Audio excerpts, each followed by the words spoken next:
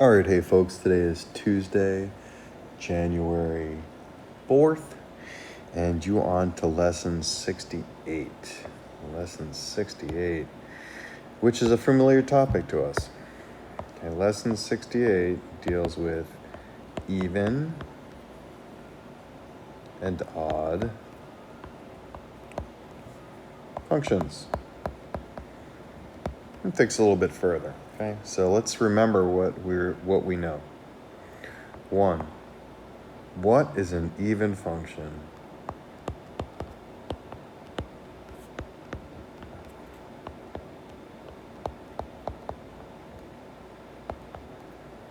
The question should always be asked two ways. Answer it, algebraically, and answer it graphically. So if you were to answer this question algebraically, it'd say f is even if what? F of negative x equals f of x. That's the algebraic definition graphically, where we say f is even if what? F is symmetric about what? The y-axis. That's what an even function is. Here would be an example of an even function. Y is equal to x squared. Let's see that it meets the algebraic definition, all right? So I'm going to plug in negative x. All right, so if we look at this as being f of x equals x squared, what I need to plug in, which you always do to test these things, is you plug in negative x. That's how you test. Okay, if we plug that in, we get negative x squared, which is the same as what? What's negative x? The whole thing squared? X squared, which is the same as what? F of x. So look at this. F of negative x equals f of x. F of negative x equals f of x. Algebraic definition is met. All right. The other kind of definition we'd want to meet is, of course, the geometric definition. So, let's graph this function. We know what the graph of y equals x squared looks like. It looks like this. And immediately we notice there's symmetry. Symmetry about what? Well, that line. What's that line? The y-axis. If there's that y-axis symmetry, you have an even function. Or what about an odd function? How do you know a function is an odd function? Well, algebraically, what do we say? F is odd if what? F of negative x equals negative f of x. That's the algebraic definition. And how about, a function is odd graphically? F is symmetric about what? Not the x-axis, not the y-axis, what? Such about the origin. That's 0, 0. All right, so let's look at a function that is odd, like f of x equals x cubed. Well, how do I test this? You always test it the same way. You plug in negative x. So f of negative x equals negative x cubed. Negative x cubed is the same as negative x cubed, which is negative f of x. So Look at it. F of negative x equals negative f of x. F of negative x equals negative f of x. That meets the algebraic definition of odd. If we were to look at this on a Cartesian coordinate plane, you know what x cubed looks like. It looks like this.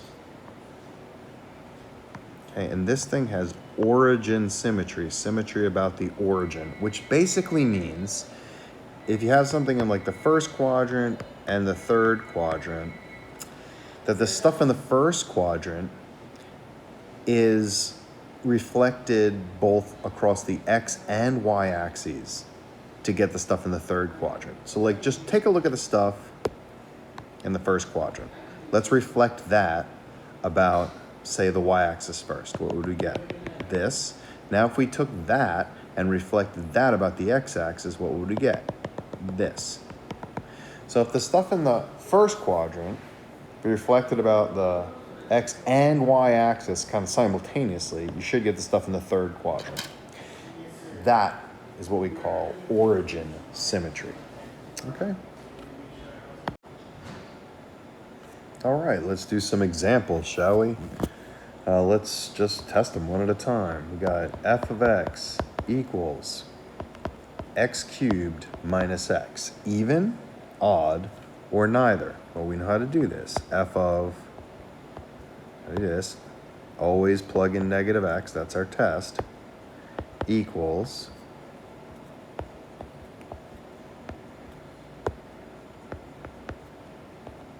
see what we're doing there? Just plugging in negative x into the function. And then you see what you get. Well, if you take negative x and you cube it, what do you get? Negative x cubed. And if you take negative x with a negative sign in front, you get plus x. You're like, huh, what is that? Oh, and then you see it. That's the same as, if you pull out a -1, you get x cubed minus x. Aha! So we have negative f of x. You see that? Let me underline it for you. F of negative x equals negative f of x. That is the definition for what? Even, odd, or neither. That is the definition of odd. And so we are odd. All right, let's try another one. G of x equals e to the negative x squared. Great. Let's try the algebra. This is all about testing the algebraic definition. So we get g of, let's plug in negative x equals e to the negative x. Parentheses are going to be super important here, folks. Okay, that's the same as, okay, if I take negative x and I square it, what do I get? X squared. So this is e to the negative x squared, but that's what I started with, so that's g of x. G of negative x equals g of x.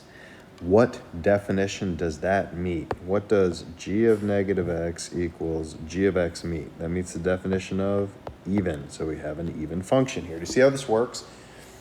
The more these complex functions go, you just follow this rigorous system and you get it right every time. Good. Number 3, we've got, let's go with g of x equals x cubed minus x minus 4.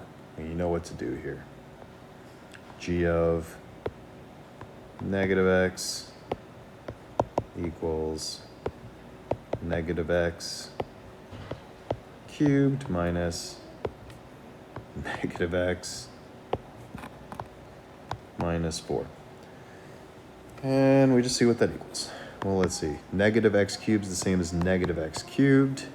Negative x is plus x minus 4. Now we say to ourselves, okay, is that the original g of x? No. If I pulled out a -1, would I get the original g? No, if I pulled out a -1, I'd get x cubed minus x plus 4. So it's neither g of x nor negative g of x. So, I mean, this is not g of x. This is neither is this negative g of x. So is this thing odd, even, or neither? Neither. Good. Right, so number 4, we have y is equal to -3 tangent of 2 pi x. All right, just follow the system. This is y of, what are we going to plug in there? Plug in negative x. It's equal to -3 tangent of 2 pi negative x. All right. Well, this is the same as -3 tangent of -2 pi x.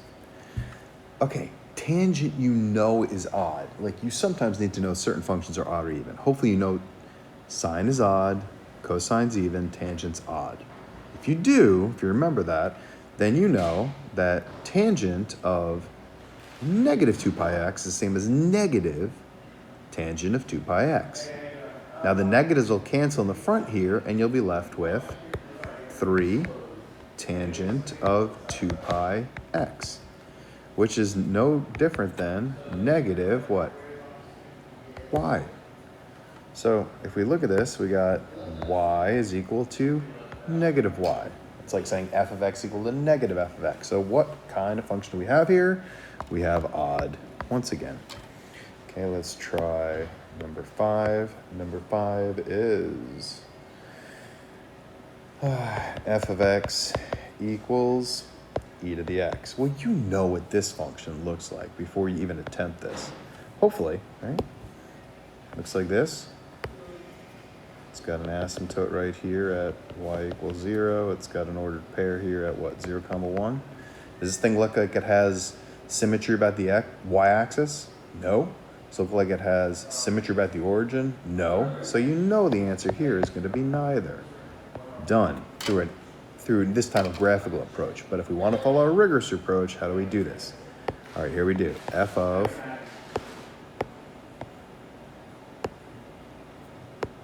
negative x equals e to the negative x, which is the same as really 1 over e to the x. And these are clearly not, this is not f of x. This is not negative f of x. So again, this is neither. Okay, last one. We'll do one more. Number 6, we got g of x is equal to x squared plus cosine of x over sine of x. What do we think about this one? It doesn't matter what we think about it. Let's just do our plug and chug. All right. Here we go. We will plug in negative x. G of, it's going to say negative x is equal to negative x squared plus cosine of negative x all over sine of negative x. I'll write those in.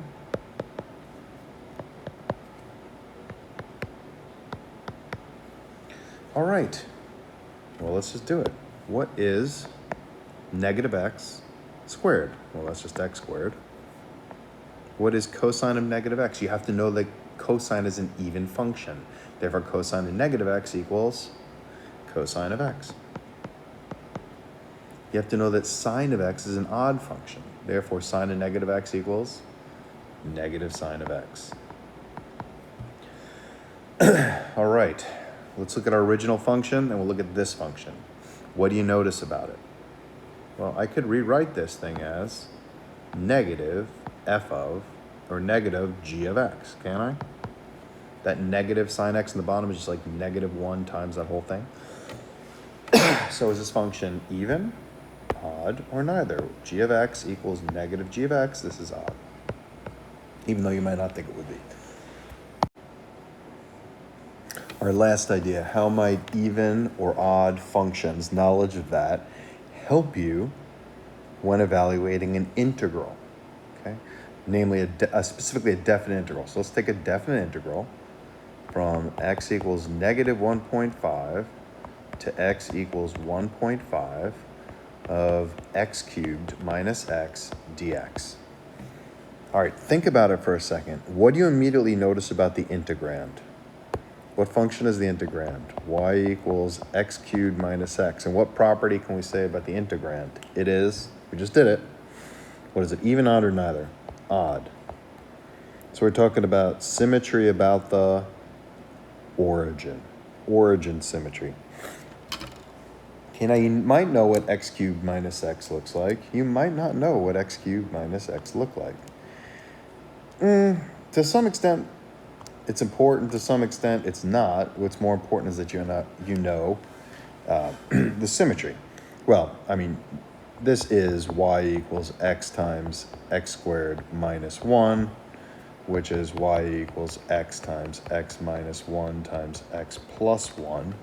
So you now know where the zeros are, right? There are zeros at at x equals negative 1, 0, and 1. And you know it's essentially an odd power function in shape. So let's just see what it would look like. It would effectively look like this one. And I think you know that. But even if you didn't, if you simply recognize that this was an odd function, then it's going to have this shape where the stuff in the first quadrant, if reflected about both the y and x axis simultaneously, will wind up with the stuff in the third quadrant. Or likewise, the stuff in the second quadrant will wind up in the fourth quadrant, if that were the case in the shape of the graph. And you have an odd graph. So what do you notice about this immediately? It has that origin symmetry. That's what odd functions have, origin symmetry. So look at it. Let's look at the negative area over here. Okay, see this negative area over here? Now look at this positive area over here. What are they going to do to each other? Well, you know what they're going to do to each other. They're going to cancel each other out, giving you 0. All right, well, what if I added some more of this stuff? Let's say I added some of this green stuff over here. Well, as long as I add the same amount of red on this side by going the same distance, right? What's going to happen? I'm going to get an area under the curve, a net area under the curve of 0. And this clearly takes a net area under a curve. So for any odd function, if I know I'm going from negative 1.5 to 1.5, from like negative a to a, then what's this thing going to equal necessarily? It's going to equal 0. You see how knowing this was an odd function allowed me to immediately evaluate this integral. So this is the kind of question you might see, I have seen it, on the multiple choice section. So you can either run the integral, which takes time and effort because you're doing it by hand, or you recognize it's odd, so boom, this thing's got to be 0 since these are these right here are, negative 1.5 to 1.5 are equidistant from the origin. And that's how this works. All right, folks, so you know what to do now. You just got a lesson on 68.